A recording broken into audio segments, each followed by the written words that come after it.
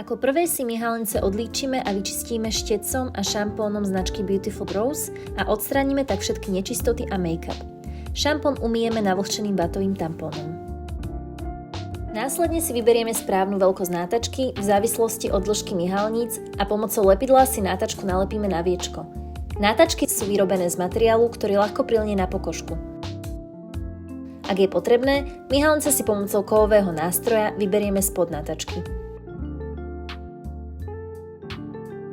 Lepidlo nanesieme na plochu nátačky a pomocou aplikátorov si myhalnice vytiahneme smerom hore.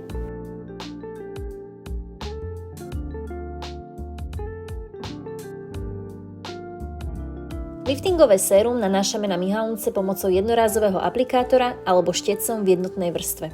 Sérum nechávame pôsobiť podľa inštrukcií na obale a zotrieme suchou vatovou tyčinkou. Ako ďalší krok nasleduje neutralizačné sérum, ktoré nanášame na miesta, kde sme predtým naniesli liftingový krok číslo 1 a po pôsobení zotrieme suchou vatovou tyčinkou. Namiešame si čierny alebo tmavohnedý odtieň farby Beautiful Rose a farbu nanesieme na myhalnice. Nechávame pôsobiť a zotierame pomocou kroku číslo 3, ktoré nám myhalnice krásne zhydratuje.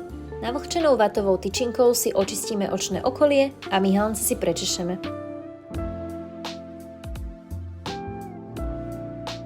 No a výsledkom sú krásne vytočené, nafarbené a zhydratované myhalnice, po ktorých túži každá klientka.